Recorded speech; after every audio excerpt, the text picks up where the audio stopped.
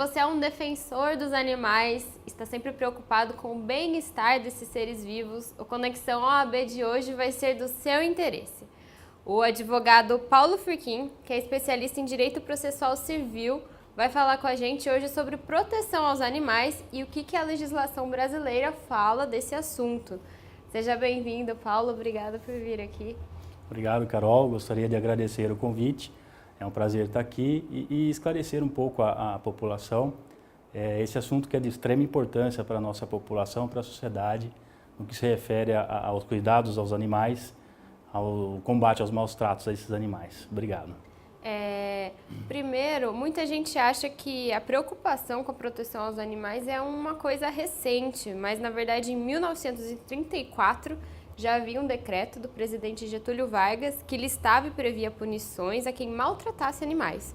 Então, desde essa data, como que o assunto proteção aos animais vem sendo tratado pela legislação brasileira? É verdade, Carol.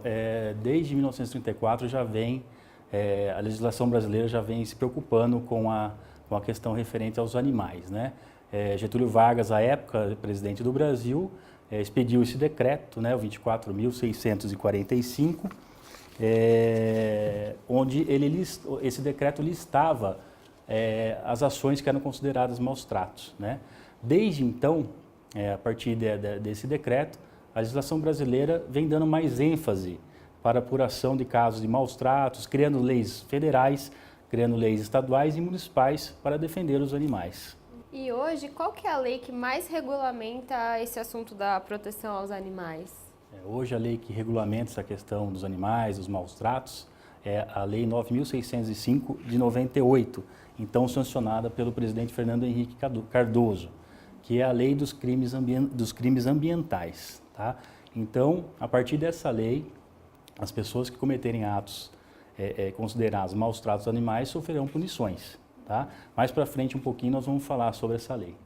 E essa lei, você falou que ela fala mais do ambiente, ela é uma lei mais geral e também engloba os animais, é isso? Ela é chamada Lei de Crimes Ambientais, tem uma previsão vasta a respeito de crimes ambientais, mas também no seu artigo 32 ela aborda a questão dos maus tratos aos animais.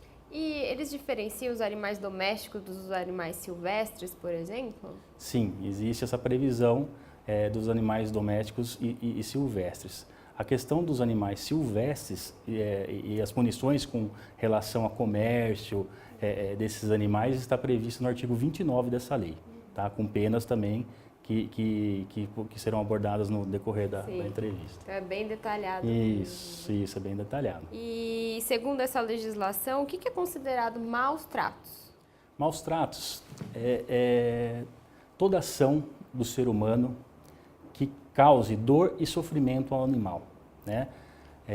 O animal sente fome, sente sede, sente dor, sente angústia, sente medo. Então, toda ação do ser humano que cause dor ou qualquer tipo de sofrimento ao animal é causado maus tratos. Existem vários exemplos que nós podemos citar. Manter o animal em locais fechados, né, sem iluminação, em locais com má higiene, né, em locais pequenos, onde ele não possa caminhar ou correr, sem alimentação, sem água. Não levar o animal, por exemplo, em veterinário quando ele estiver doente ou ferido. Que mais? São várias práticas que são consideradas maus tratos. Essas são algumas: o abandono, bater em animal, mutilar, envenenar, são todas práticas consideradas maus tratos, entre outras. Uhum. E forçar o animal a trabalhar? Também é considerado um maltrato. Forçar o animal a trabalhar acima da sua força física, né? Então existe também uma previsão na lei que impede que o animal trabalhe acima do que ele possa, acima da força física dele, tá? Não é considerado também maltrato. Uhum. E uma outra dúvida, nenhuma dúvida, só para mostrar que a lei também abrange vários casos, até os animais que são criados para o abate, eles seguem alguns parâmetros. Até para o abate dos animais que a gente utiliza para o consumo, eles também devem ser seguidas algumas regras, né? Então, os animais estão bem amparados na legislação. Uhum. Sim, e aí a gente citou alguns casos em que existem os maus tratos, o crime, né, que seria... E quais são as punições previstas para os agressores de animais ou para quem não cumprir essa lei vigente? As punições, como eu falei, Carol, são previstas no artigo 32 da Lei 9.605 de 98, tá? O artigo 32 diz o seguinte: praticar ato de abuso, maus tratos, ferir ou mutilar animais silvestres, domésticos ou domesticados, nativos e exóticos, tá? Esse seria o artigo que prevê essa punição. E a pena para esses crimes é de 3 meses a 1 ano, tá? E essa pena ainda pode ser aumentada de 1/6 a 1/3 nos casos de ocorrer a morte do animal. Então, o artigo 32 dessa lei prevê a punição para aqueles que cometem maus tratos aos animais. E na prática isso é cumprido? Há casos de que ocorreu mesmo essa punição? Existem casos. O que eu considero apenas é que essa pena é muito branda, né? Essa pena acaba...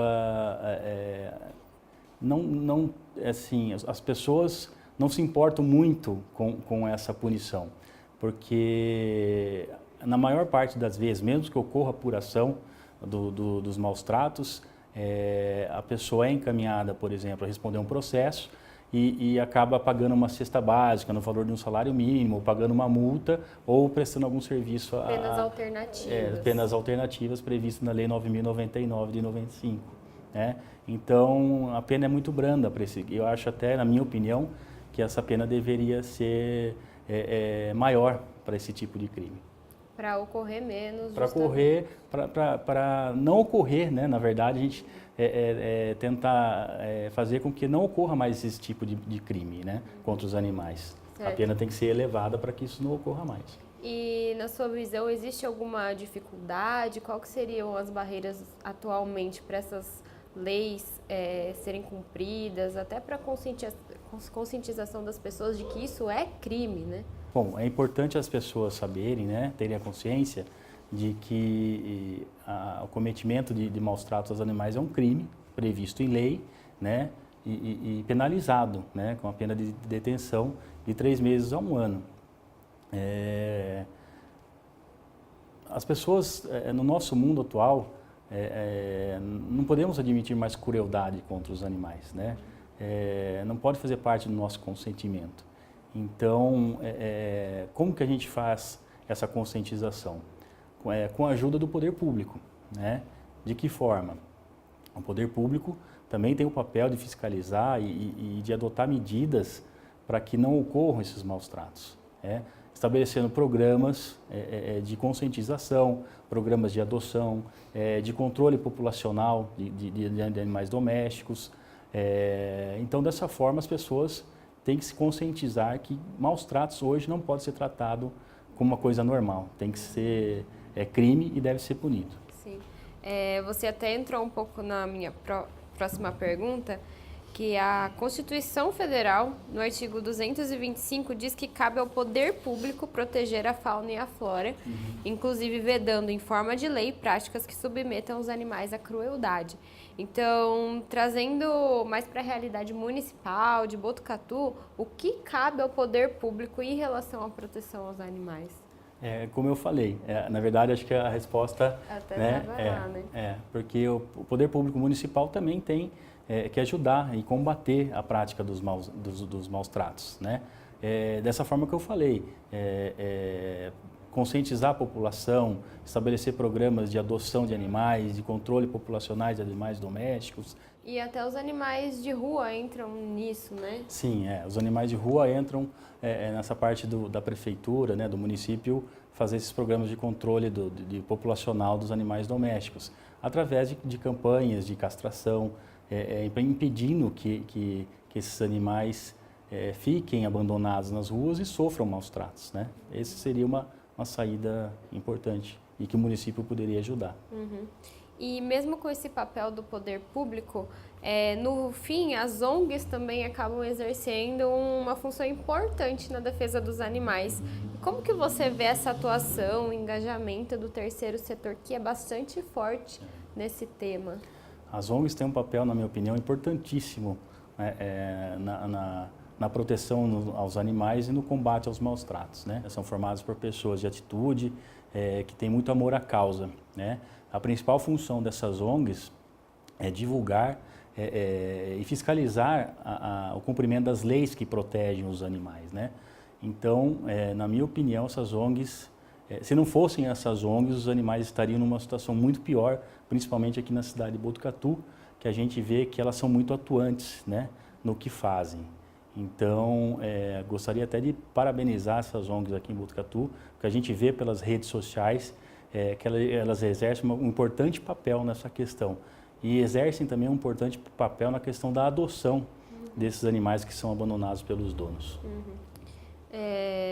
E até falando dessa atuação das ONGs, elas ajudaram a divulgar um caso recente aqui de Botucatu, que a população ficou indignada de maus tratos, né? Que uma cachorra foi acorrentada no quintal da casa, sob o sol forte, e acabou morrendo, né? Então, esse é um exemplo do que, infelizmente, ainda ocorre. E ocorreu, foi uma polêmica na época, enfim, né? Para as pessoas saberem como, e o que ficou a dúvida até, né? Como que aconteceu isso e como que a denúncia em casos de maus tratos como esse, especial aqui em Botucatu, como que se faz essa denúncia?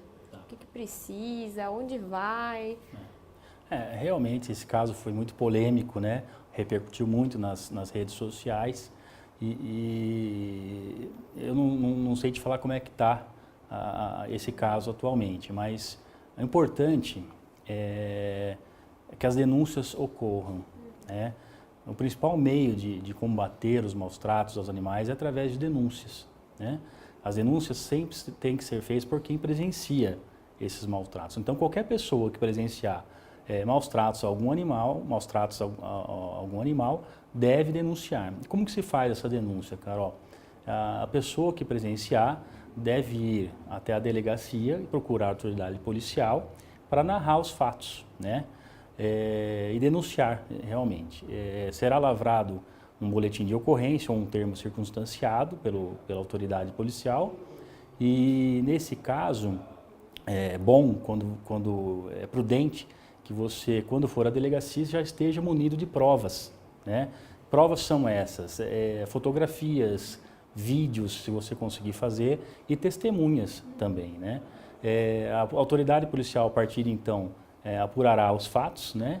E verificada a ocorrência desses maus tratos, essa autoridade policial remeterá todo o processado para o fórum, para o Juizado Especial de Pequenas Causas, GCRIM, para que o infrator, né, o suposto agressor, né, o que cometeu esses maus tratos, seja punido através de um processo, garantindo sempre, lógico, o contraditório e a ampla defesa.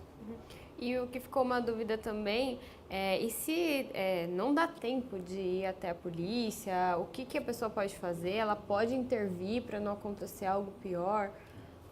Nesse caso, onde o animal está sofrendo, ou seja, ele está sendo submetido a maus tratos e sem as mínimas condições de subsistência e pode vir a óbito, né, se nada ser feito, o que deve ser feito em primeiro lugar? Levar esse fato também à autoridade policial ou ao Ministério Público, né? E esses dois órgãos podem requerer uma tutela de urgência para que seja feita a busca e apreensão desse animal, né, que está em condições lastimáveis. Mas existem casos que não há tempo para que isso ocorra, né? Não há tempo hábil para que isso ocorra. Então, a pessoa que presenciar esses maus tratos, onde o animal pode vir a óbito, né, como foi o que aconteceu aqui em Botucatu, existe previsão legal e constitucional de que a própria polícia ou a própria pessoa pode adentrar na residência para resgatar esse animal e evitar o óbito, tá? Na prática isso não acontece muito, porque as pessoas têm um receio, né, de entrar na residência de outra pessoa com medo de ser processada por invasão do domicílio, né? Mas tem previsão constitucional e tem previsão no Código Penal para que isso aconteça nos casos de crimes de flagrante delito, que é o caso, né?